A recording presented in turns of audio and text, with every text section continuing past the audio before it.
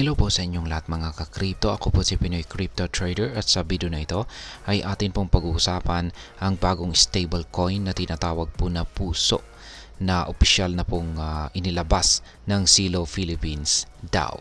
Ang Puso ay isang decentralized stablecoin na nakapeg po sa Philippine Peso at available na po sa Mento platform ng Mento Labs.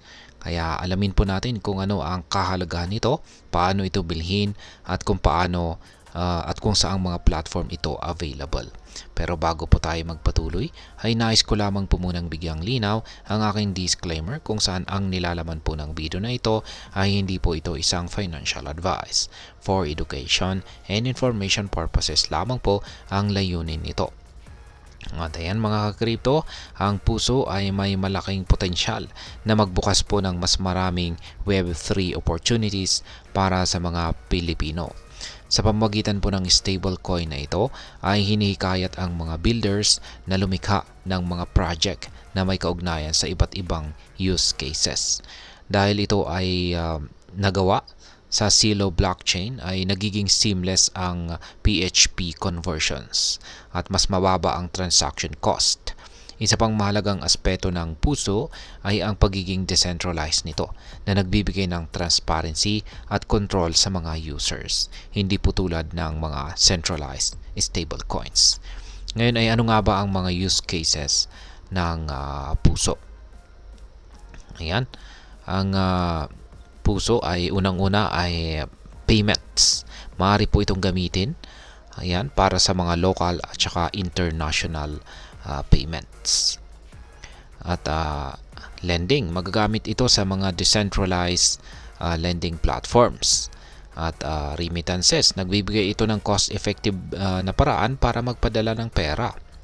At panghuli ay trading. Nagbibigay ito ng local currency alternative at mas malawak na liquidity options. Ngayon ay paano nga ba bumili ng Puso na stablecoin? At unang-una ay pwede pong bumili gamit ang MetaMask. At ito po yung mga simpleng hakbang. Ayan. Meron lamang po tayong 5 mga steps. Unang-una ay i-download at i-install si MetaMask bilang browser extension or mobile app. Pagkatapos ay i-add ang Celo network. Yan, buksan ang MetaMask, i-click ang network drop-down at piliin yung add network. I-input po yung Celo network na mga details dito na nakikita po natin dito. Yan, network name niya ay Celo, RPC URL, ayan po, https forno.celo.org. Chain ID is 42220. Currency symbol ay Celo. Blockchain Explorer ay https explorer.celo.org. Yan, pagkatapos ay click at saka i-save. Ngayon ay mag-transfer po ng Celo tokens sa iyong MetaMask. Pagkatapos ay bisitahin ang Mento platform at i-connect ang iyong MetaMask wallet. At ang panghuli ay sa Mento DApp ay iswap ang Celo o ibang supported asset para sa Puso. Ayan. Meron pang isang